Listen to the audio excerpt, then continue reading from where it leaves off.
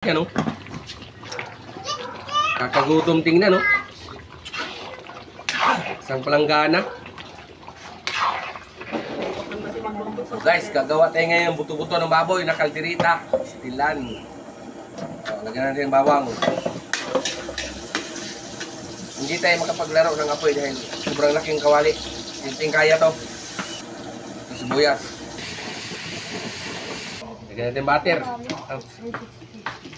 Lagyan natin itong ano natin oh. Kadami nito oh. Pang pistahan itong gagawin natin.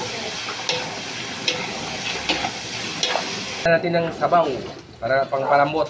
Lagyan natin itong 4 cubes. Salt. Lagyan natin. Paminta natin. Lagyan natin ng patis. Tomato sauce. Tomato paste. Pang paano yan dyan. Sugar. Ito. Pepper spread natin. Sabay-sabay na lahat yan. Oh.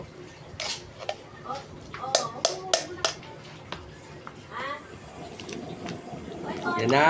Para suot na suot yung ano natin yan. Yan purpose dyan.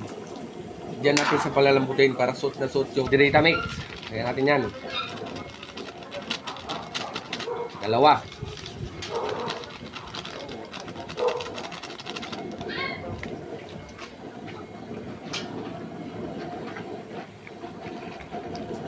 Yan. Oh, saran.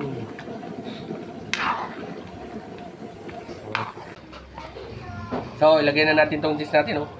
Yan, ang cute ng cheese natin. So guys, tingnan nyo naman, lumambot na yan. Ilagay na natin tong pang ano natin. Carrot sa patatas. Yung iba, mabas na naman si Kuya Francis nyo dyan eh. Ano? Lalambutin lang natin yan. Pagkatapos yan, naku, pwede na natin tong i-deliver. Kasi may dibo tayo ngayon, dibo. So guys, ilagay na natin tong ano natin, bell pepper, oh. Kita nyo ba? So, murang lamig na. Sobrang sarap yan, oh. Kakagutom tingnan, oh.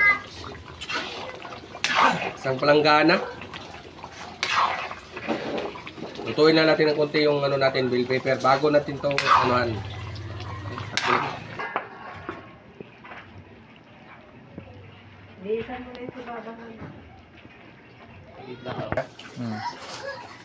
So guys, titikman na natin itong kalderita natin buto-buto, ang baboy.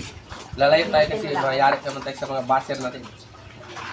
Ano? Sobrang lambot, oh.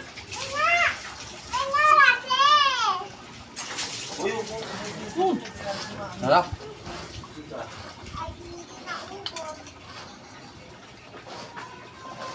Sobrang lambot yung ano natin.